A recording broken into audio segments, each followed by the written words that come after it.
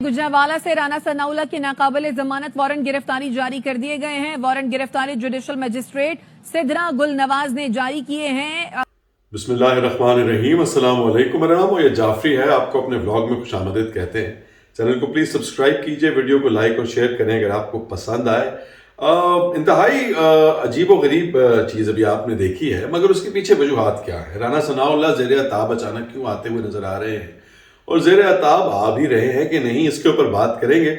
उसके अलावा खान साहब की बहन उज़्मा जो हैं उन्होंने एक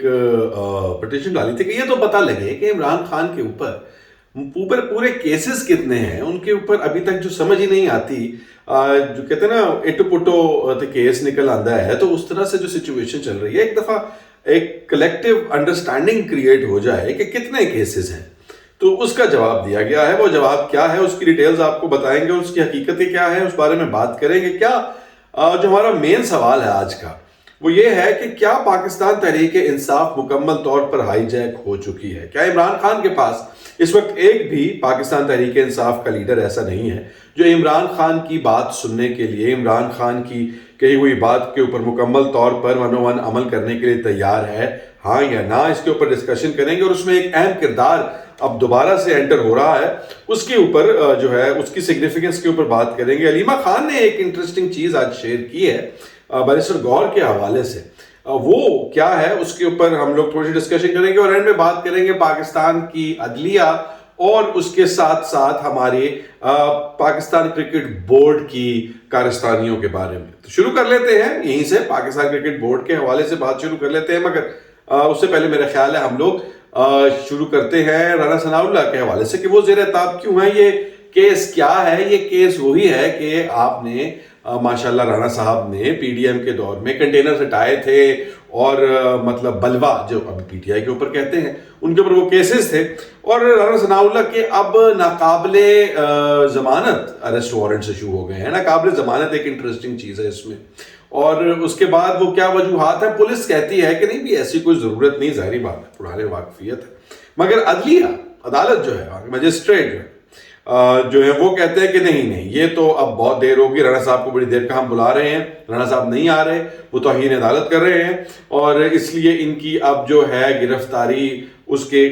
दरमियान कुछ भी खड़ा नहीं हो सकता। राना साहब की गिरफ्तारी होगी, वरना वो प्रोक्लेम्ड ऑफेंडर मफरूर करार दे दिए जाएंगे अगर अभी भी वो ना आए। अब ये कहानी क्यों शुरू हुई, यहां तक क्यों पहुंची, ये सवाल है और उसका जवाब आपको मेरे पिछले व्लॉग्स में मिलेगा, जहां पे मैं आपको बार बार बता रहा था कि राना सनाउल्लाह पाकिस्तान में जो हुकूमत राइज है, जो पाकिस्तान के ऊपर हुकूमत मुसल्लत हुई है, उसके बिल्कुल बरक्स चल रहे हैं। उसके बयानिए की मुकम्मल तौर पर अपनी बातों में ठंडे और इंतहाई आराम से, इत्मीनान से उसके पर खच्चे उड़ा देते हैं अपनी ही हुकूमत के बयानिए का, अपनी ही रियासत के इदारों के बयानिए का। और रियासती इदारे उनसे को खास खुश नहीं है। ये तो बात सुनने और समझने के अलावा भी आपको समझ आ जानी चाहिए कि एक शख्स उनके बयानिए को बिल्कुल मुकम्मल तौर के ऊपर रद्द कर रहा है, और ना सिर्फ रद्द कर रहा है बल्कि एक्नॉलेज कर रहा है कि गोलियां चली, ये एक्नॉलेज कर रहा है कि लोग शहीद हुए, और ये एक्नॉलेज कर रहा है कि जख्मी थे अस्पतालों में, अस्पताल झूठ बोल रहे हैं।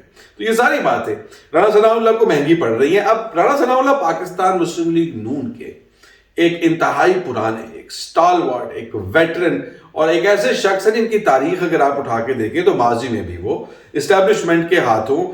जो है उनके साथ ज्यादतियां हुई हैं। मैं राना सनाउल्लाह की यहाँ पे कोई मार्केटिंग नहीं कर रहा, बहुत अच्छे से जानते हैं हम उन्होंने क्या क्या किया हुआ है, मगर ये कोई कहानी जो है उनका अंदर का जो एक पुराना मेरा ख्याल है कोई जख्म है वो दुखता है, इसलिए वो जो है इस तरह की चीज़ों के ऊपर एक अलग सा स्टांस लेते हैं। तो इस वजह से राना साहब जो हैं वो पाकिस्तान मुस्लिम लीग नून जो किस वक्त हुकूमत में है उसके मेंबर होने के बावजूद ज़ेर अताब हैं। तो अब आपको समझ में आ जाना चाहिए कि पाकिस्तान के अंदर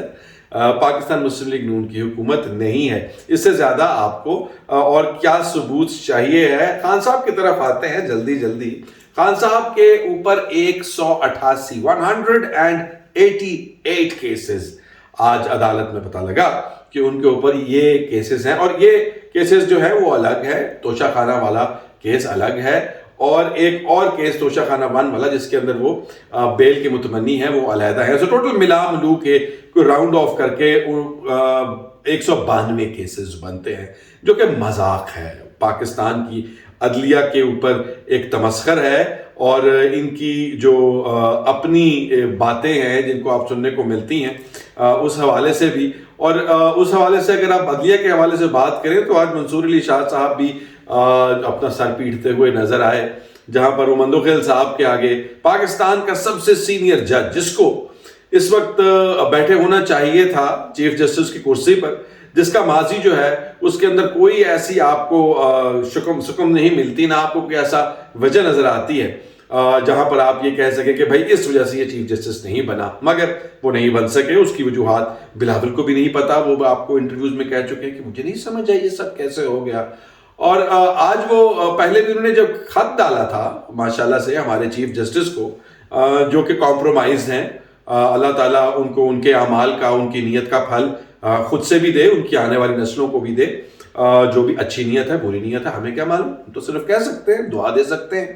تو انہوں نے اس کا جواب کل رات گئے دیا, اور جس کے اندر انہوں نے کہا کہ جی میرا کوئی کام نہیں ہے کہ میں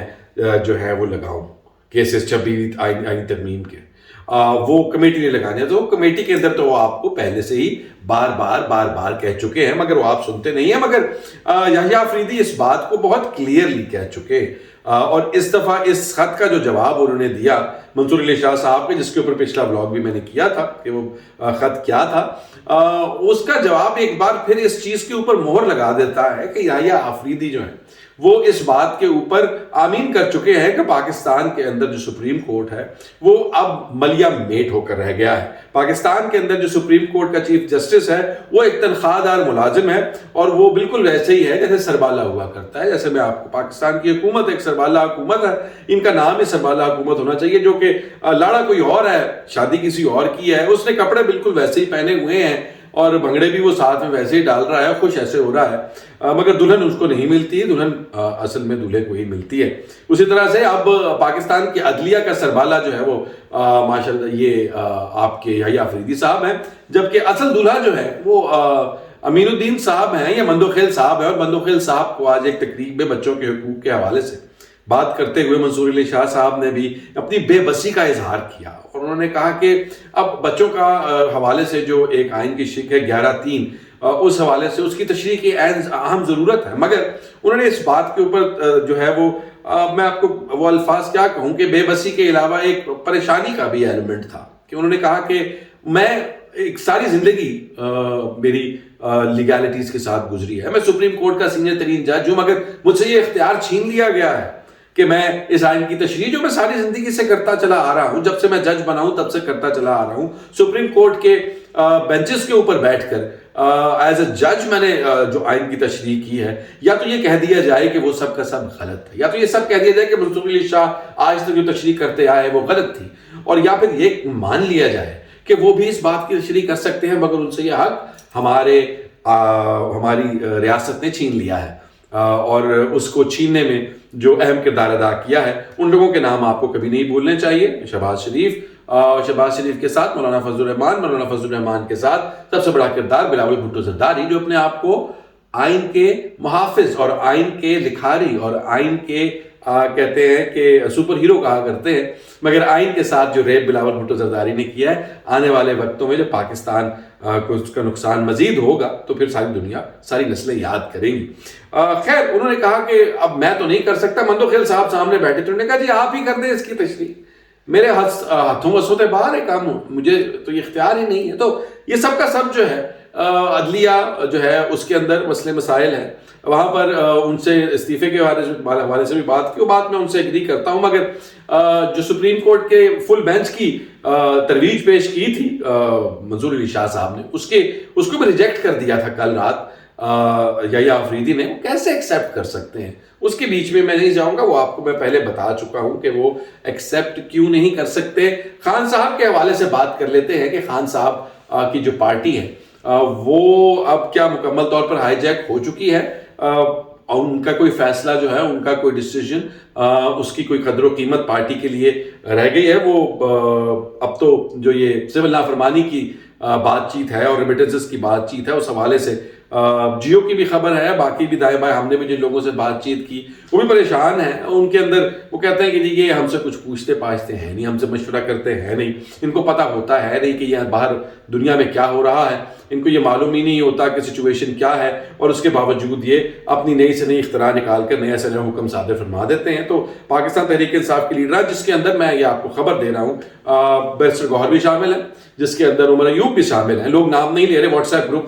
کر رہے ہیں، میں آپ کو نام دے رہا ہوں. واٹس ایپ گروپ کے علاوہ بھی جو ہماری رپورٹ ہے اس میں سب سے آگے بیرسٹر گوہر، اس کے بعد عمر ایوب، اس کے علاوہ آپ کے جو سلمان اکرم راجہ ہیں وہ اس کے اوپر اتنی سخت تنقید نہیں کر رہے جتنے یہ باقی کے دو لوگ کر رہے ہیں. اسد قیصر بھی اس طرح سے نہیں کر رہے، لیکن جو ٹاپ کے لوگ ہیں پاکستان تحریک انصاف کی لیڈرشپ سمجھے جاتے ہیں اس وقت، وہ ان ساری باتوں سے خان صاحب کی نہ 24 نومبر کے احتجاج سے متفق تھے، نہ خان صاحب کی کسی بھی ریسنٹ پاسٹ میں کی جانے والی بات سے متفق ہیں. تو اگر نہیں ہے تو پھر کیا، اور وہ پھر کس کی بات سے متفق ہیں؟ آپس میں تو کسی کی بنتی نہیں کسی سے. تو ان کی جوائننگ فورس کیا ہے؟ کیا پاکستان تحریک انصاف مکمل طور پر ہائی جیک ہو چکی ہے؟ کیا وہ تمام اہداف جو کہ پاکستان تحریک انصاف اور عمران خان کے مخالف لوگ چاہتے تھے وہ تمام کے تمام حاصل ہو چکے ہیں؟ جو وہ چاہتے تھے کہ پاکستان تحریک انصاف کے جو لیڈر ہیں وہ جیل میں ہوں، پاکستان تحریک انصاف بکھری ہوئی ہو، کچھ لوگ جیلوں میں ہوں، کچھ لوگ باہر بھاگ گئے ہوں، ایک افراتفری کا عالم ہو جائے، پاکستان تحریک انصاف ٹوٹ جائے، اگر ٹوٹ نہیں سکتی تو اس سے فارورڈ بلاک بن جائے، اگر فارورڈ بلاک نہیں بن سکتا تو پھر اس کی جو لیڈران ہیں وہ اس قدر ارریلیونٹ ہو جائیں اور ان کی جو رائے ہے وہ عمران خان پہ ٹرسٹ کرنا چھوڑ دیں. کیا وہ سب کچھ ہو چکا ہے؟ یہ ساری کی ساری کہانی جو ہے اس کا جواب بہت ڈپریسنگ ہے. مجھے ایسا لگتا ہے کہ وہ اہداف اگر 100% نہیں تو شاید 60% تو مکمل ہو چکے، اور اگر یہ 60% سے 70% بھی مکمل ہو چکے ہیں تو اس سب کے بیچ میں اگر کوئی دیوار ہے تو ان لوگوں کی جو آپ جن کو آپ سمجھ لیں کہ پاکستان کے لیے ویسا ہی سوچتے ہیں جیسا عمران خان سوچتے ہیں، جن کی سوچ یہی ہے کہ عمران خان پاکستان کے اندر وہ واحد شخص ہے جس کے انٹرسٹ کمپرومائز نہیں ہے، اور وہ عمران خان کی بات سنتے ہیں. وہ عمر ایوب کو وہ لوگ وہی ہیں جو گڈا پور کو ان کے کالر سے پکڑ کے گھسیٹ کے واپس ڈی چوک لے کے جانا چاہ رہے تھے مگر وہ بھاگ گئے. یہ وہ لوگ وہی ہیں جنہوں نے وہاں پر گولیاں کھائیں. یہ لوگ وہی ہیں جن کی ویڈیوز جب ہم دیکھتے ہیں آج کل سوشل میڈیا پہ تو وہ کہتے ہیں کہ ہماری جان بھی چلی جائے ہم دوبارہ ڈی چوک جائیں گے. تو یہ وہ سب لوگ وہ رہ گئے ہیں اور عمران خان رہ گیا ہے، اور عمران خان کی بہن رہ گئی ہیں جنہوں نے علیمہ خان نے آج ایک انتہائی انٹرسٹنگ نیوز دی، اور وہ یہ تھی کہ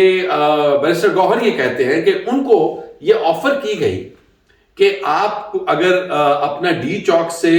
24 نومبر والا جو احتجاج ہے اس کو ہٹا کے سنجانی لے جائیں تو عمران خان کو ریلیز کر دیا جائے گا. اب یہ بات اگر بیرسٹر گوہر نے علیمہ خان کو بتائی ہے تو اس سے بڑا مذاق کچھ ہو نہیں سکتا، کیونکہ ایک اگر پوزیشن دھرنے کی چینج کرنے سے، اور وہ بھی جب پلان بنا ہوا تھا گولی چلنے کا اور پلان بنا ہوا تھا کہ کچھ ہو جائے یہاں بیٹھنے نہیں دینا، تو اس کے بعد ایک جلسے کی جگہ بدلنے کے اوپر عمران خان کو باہر نکالیں گے، اور وہ بھی ایسی سچویشن میں جب اتنا چارج کراؤڈ ہے، وہ بھی ایسی سچویشن میں جب عمران خان کو باہر نکالنے کے لیے وہ احتجاج ہو رہا ہے اور اس کے نتیجے میں عمران خان باہر آ جائے گا تو اس کی پاپولیرٹی کا کیا حال ہوگا. مانتا ہوں کہ کئی جگہ پر پاکستان کے اندر جو ریاست ہے وہ کئی جگہ پر آپ کو بے وقوفی کے فیصلے کرتی ہوئی نظر آتی ہے، مگر اتنے بھی بے وقوف وہ نہیں ہیں، بڑے سیانے ہیں، اور اس کی آپ کو دلیل میں دے چکا ہوں کہ جو ان کے اہداف تھے پاکستان تحریک انصاف کے حوالے سے وہ کہاں کھڑے ہیں. مگر وہ سب کا سب بیرسٹر گوہر اگر خود ہی اس بات پر یقین کر کے عمران خان کو منانے گئے تھے تو پھر بیرسٹر گوہر کی بھی عقل و دانش کے اوپر بہت بڑا سوالیہ نشان ہے. خیر ان ساری چیزوں کے عمران خان کا جو بات ہو رہی ہے کہ کیا سول نافرمانی آخری کارڈ ہے یا نہیں، میرا نہیں خیال. اس کے اوپر کل کا ولاگ اگر آپ دیکھ لیں تو آپ کو سمجھ آ جائے گی. مگر بات کر لیتے ہیں جاتے جاتے پاکستان کرکٹ بورڈ کی، جو کہ بڑی بڑھ کے محسن نقوی صاحب ماشاءاللہ سے میرے فیوریٹ، اللہ تعالیٰ ان کو جو ان کے ہاتھوں پہ لہو ہے اس کا اجر دے ان کو، ان کی نسلوں کو. مگر بات صرف یہ ہے کہ کہتے تھے ہم نے جناب آنکھیں دکھا دی، پاکستان اگر انڈیا پاکستان نہیں آ کے چیمپئنز ٹرافی کھیلے گا تو ہم جو ہے کسی صورت کسی نیوٹرل وینیو کے اوپر جا کر کھیلنے کے لیے رضامند نہیں ہوں گے، یا تو وہ آئے گا اور یا پھر فورگو کرے گا، یہ کرے گا وہ کرے گا، بلا بلا بلا. مگر اب کیا ہو رہا ہے؟ اب یہ ہو رہا ہے، خبریں جو آ رہی ہیں وہ یہ آ رہی ہیں کہ، اور اس کو سپن کیسے کر رہے ہیں مختلف اداروں سے، کیسے سپن کروایا جا رہا ہے نیوز آرگنائزیشن سے کہ بھائی بھارت نے پاکستان کی پروپوزل کے آگے گھٹنے ٹیک دیے کہ اب وہ بھی باہر کھیلیں گے، پاکستان میں نہیں کھیلیں گے، اور پاکستان بھی دوسرے نیوٹرل وینیوز پہ کھیلے گا، بھارت میں جا کے نہیں کھیلے گا۔ تو پہلے بھی وہ وہی کہہ رہے تھے، انہوں نے گھٹنے نہیں ٹیک دیے، آپ اپنا سا منہ لے کر واپس آ گئے ہیں۔ آپ کی گیدڑ بھپکیاں، آپ کے ڈرامے، آپ کی گندی پی آر محسن نقوی صاحب کی، اور اس نے ایک دفعہ پھر پاکستان کو پہلے تو اندر سے ذلیل کرا رہے تھے، اب بین الاقوامی سطح پر اپنے ہمسائے سے جو کہ ہمارا دشمن سپوزڈلی ہے اس سے بھی ذلیل کروا کے رکھ دیا ہے۔ بی سی سی آئی کا جو اجلاس ہے وہ ابھی تو ڈیفر ہو گیا ہے کیونکہ بھارت کی طرف سے اس کے اوپر ابھی تک جواب بھی نہیں آیا، انہوں نے یہ بھی پروپوز کر کے دیکھ لیا ہے، اس کے اوپر بھی وہ آگے ان کو جو ہے وہ جوتی نہیں مار رہے۔ تو اب میرا نہیں خیال کہ اس کے بعد پاکستان کرکٹ بورڈ کا چیئرمین جو ہے اس کو کسی قسم کے سر اٹھا کے بات کرنے کا کوئی حق ہے، پہلے بھی نہیں تھا، زمبابوے سے تک سے تو ہم میچ ہار رہے ہیں، لیکن بات صرف اتنی ہے کہ گھماتے کیسے ہیں بات کو، اور اپنی شکست کو بھی ماشاءاللہ سے سمجھتے ہیں کہ آپ پاکستان کے لوگ اور ہم لوگ سب بے وقوف ہیں، ہم لوگوں کو جو ہے اس طرح کی جو سپن ڈاکٹری ہے یہ سمجھ نہیں آئے گی۔ مگر